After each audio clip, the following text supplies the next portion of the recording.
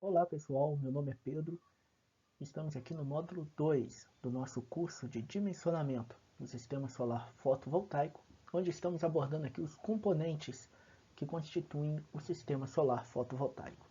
E na parte nós vamos dar continuidade ao assunto que já vimos tratando sobre os painéis fotovoltaicos.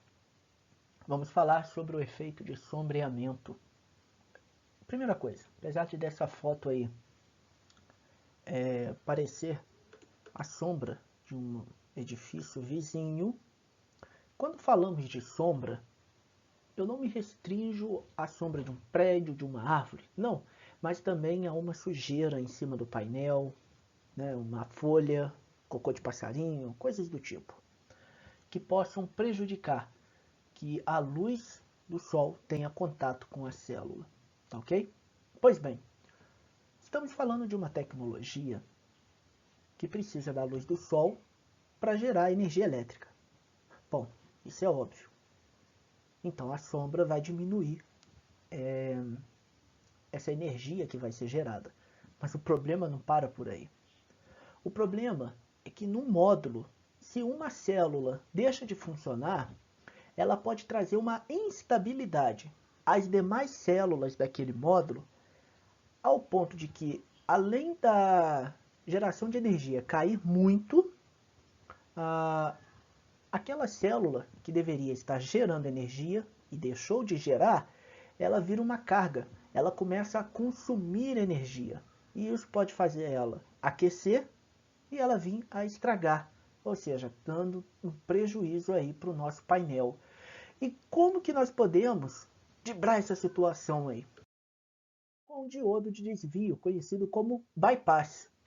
Observem, nós temos aqui 18 células ligadas em série, ok? Um outro grupo ligado também, 18 células em série. E qual é o papel do diodo de bypass? A gente liga o diodo de forma reversa, é o chamado antiparalelo, com a polaridade desse conjunto de células, o diodo ele fica sendo alimentado de forma reversa. Por quê? Quando as células estão funcionando, a energia vai passar por elas, né? No circuito em série. Ok. Mas quando chega aqui, igual esse grupo aqui, nós temos uma célula danificada. Qual que é o problema? Se estivesse sem o diodo de bypass, essa célula danificada aqui, ela além de prejudicar esse grupo de células em série, iria prejudicar o outro grupo também. Agora, com o diodo de bypass, ela só vai prejudicar esse grupo aqui, ó, de células. Nós vamos isolar o problema. Por quê? Com o mau funcionamento dela, acaba que a tensão nos terminais do conjunto dessas células, dessa string, vai fazer com que o diodo ligado em paralelo a esse conjunto funcione de forma direta, com uma tensão de polaridade direta e não mais reversa. Ora, então vamos observar. Com o diodo de bypass, um conjunto de células funcionando perfeitamente, a energia vai passar pelas células. Ok. Quando chegar aqui, bom, ela não vai passar por esse conjunto de células. Ela vai passar pelo diodo. O diodo vai desviar o caminho da energia. Com isso, nós isolamos o problema. Então, o diodo de desvio, ele serve para que nós possamos isolar o problema e não permitir com que esse pequeno problema venha se tornar um problemão, interferindo em todo o painel. Observem esse gráfico, olha. Aqui nós temos a curva de corrente por tensão, ó. Essa curva aqui maior, certo? Como nós já vimos. Se nós pegarmos, por exemplo, 4 módulos em série, com um sombreamento de 50% apenas em uma célula, sem o uso do diodo de desvio, olha como essa curva fica horrível. Olha como que caiu a geração de energia. O nosso ponto de potência máxima, que era aqui em cima, Olha para onde ele veio parar. Horrível. Agora, colocando um diodo de bypass. Nesse exemplo aqui, ele foi colocado num grupo a cada 18 células em série. Isso vai variar de fabricante, os modelos, mas nesse exemplo aqui, olha, com os 4 módulos em série e apenas uma célula com rendimento de 50%, mas com um diodo de bypass. Ele vai isolar somente aquele grupo de células que estão ligadas a essa célula com problema. Ele vai isolar. Então, olhem, a curva ela vai ter uma perda. Observem que ela começa a cair aqui antes. Mas é uma perda que não gera uma dor de cabeça. É uma coisa que pode ser contornada. E mais do que isso, o nosso aparelho não será danificado, nosso painel não será danificado. Certo? A gente isola. E com isso a gente consegue ter uma perda mínima só naquela região. Então o diodo de bypass, ele nos ajuda a diminuir a perda com sombra, a perda, né, de produção de energia, e também a não danificar outras células, ela mesma se danificar, enfim, trazer uma instabilidade. Outro recurso importante é o diodo de bloqueio. Como que ele funciona? Bom, a energia que é gerada nos painéis, ela vai entrar no diodo e vai seguir para um controlador de carga, para as baterias. Estamos falando de um sistema off-grid, por exemplo. Vou usar esse exemplo.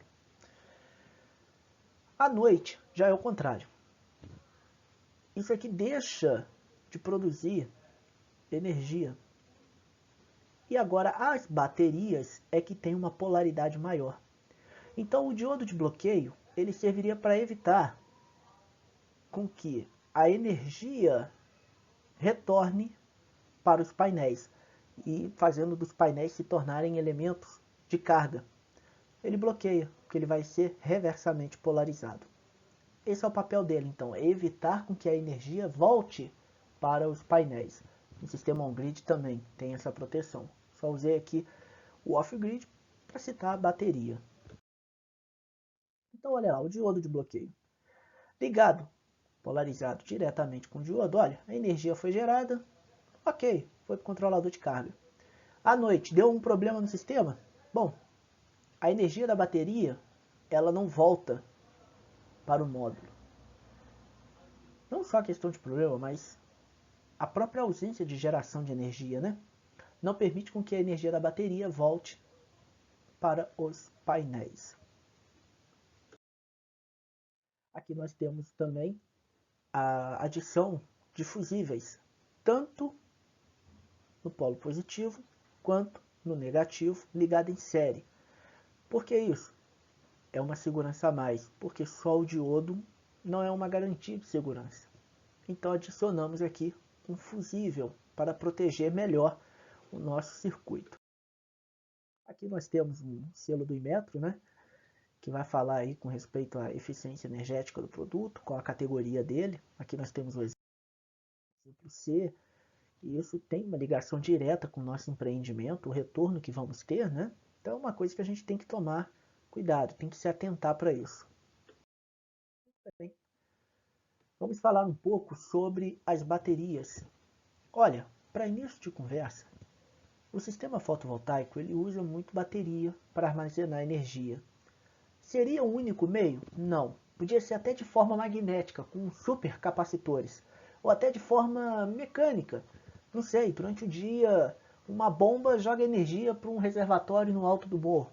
Aí à noite a água desce desse reservatório, faz alguma coisa girar e gera energia. Enfim, a forma de armazenar energia é infinita. Mas o mais usual é a bateria.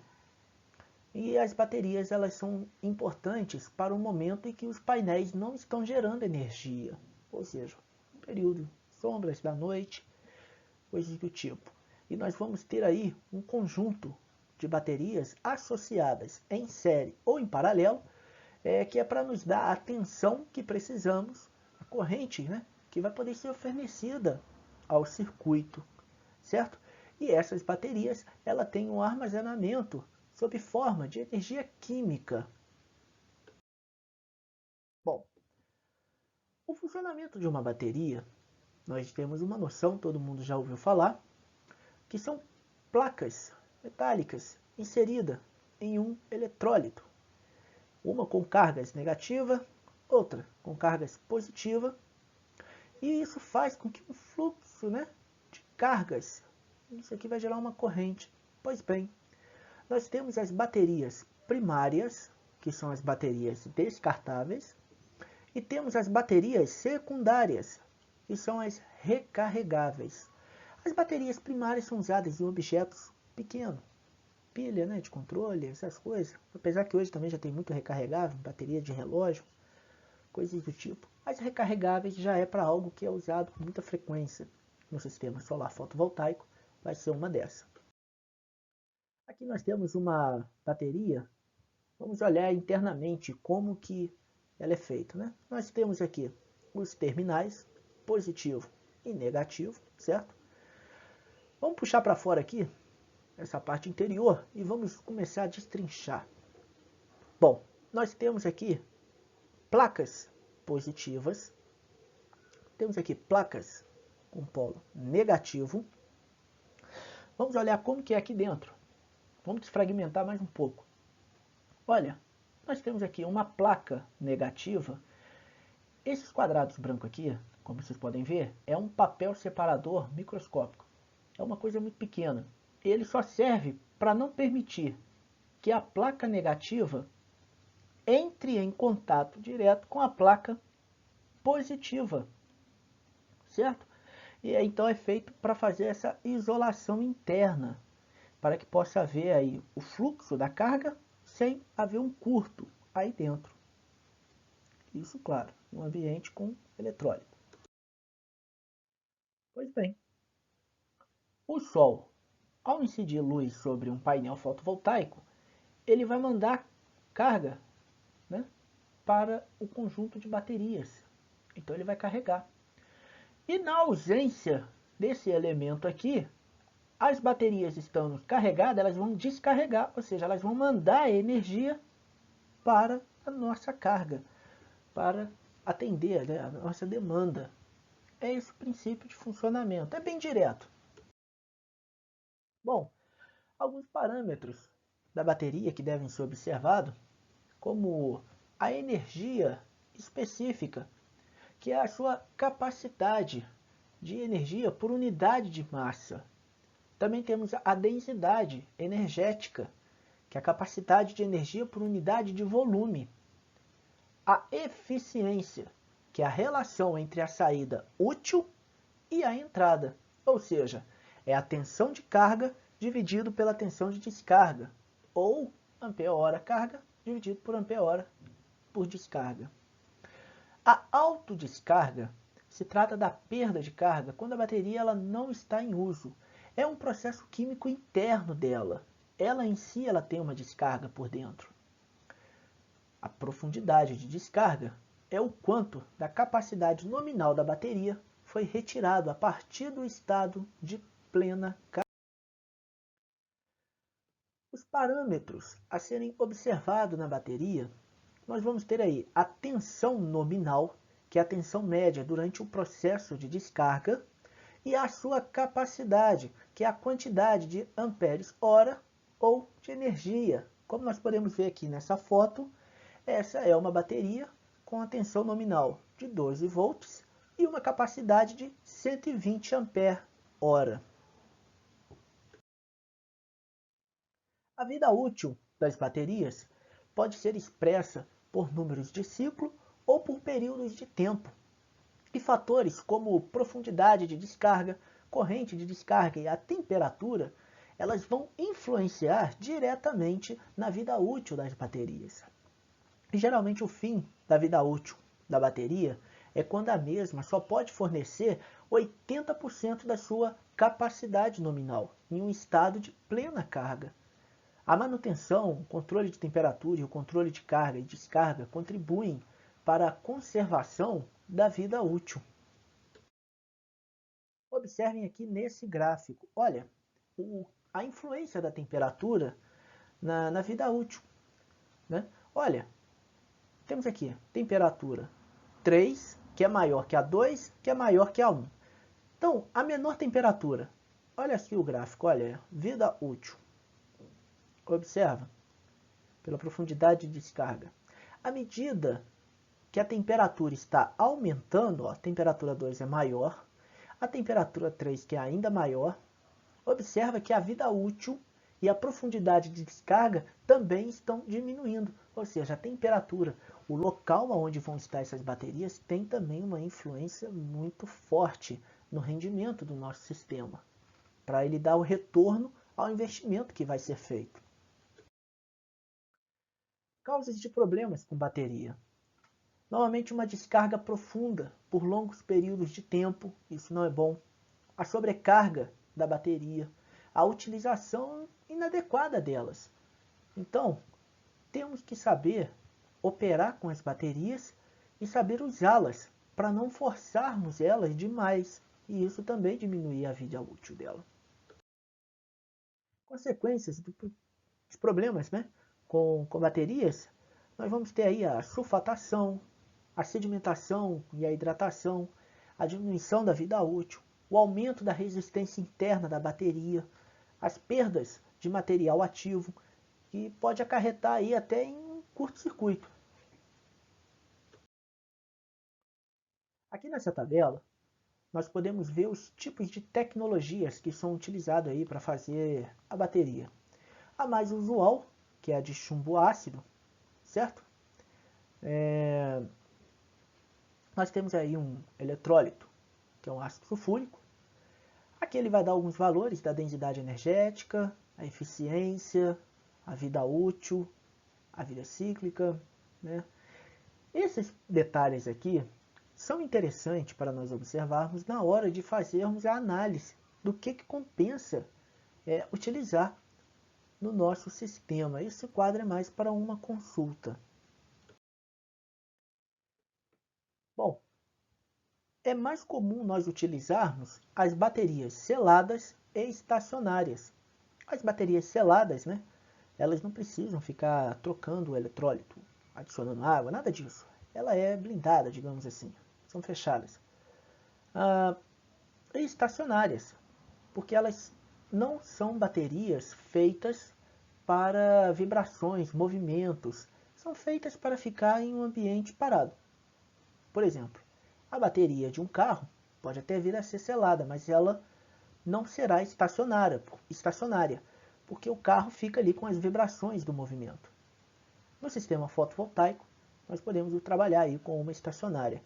E as mais comuns de ser utilizada aí é a bateria de chumbo ácido reguladas a válvula, VLRA. Por quê? Por causa do seu preço, porque elas não necessitam de manutenção, porque não há risco do contato com eletrólito, com ácido, é algo tranquilo, e a sua profundidade máxima, que é de 50%. Então, o custo-benefício delas é muito interessante. Aí, claro, observarmos aí um registro do Inmetro. É muito importante. Pessoal, Inmetro. O momento que a gente está vivendo aí, globalização, não podemos abrir mão do selo do Inmetro. Somos profissionais, tá? Então, nós temos que dar uma atenção, observar esses detalhes aí, saber interpretar isso, ver se o produto é um produto de qualidade, um produto seguro. Então, é importante nós observarmos aí as informações do produto e também a segurança, a confiança daquela informação. Tá certo? Encerramos assim a parte 2. A todos um abraço.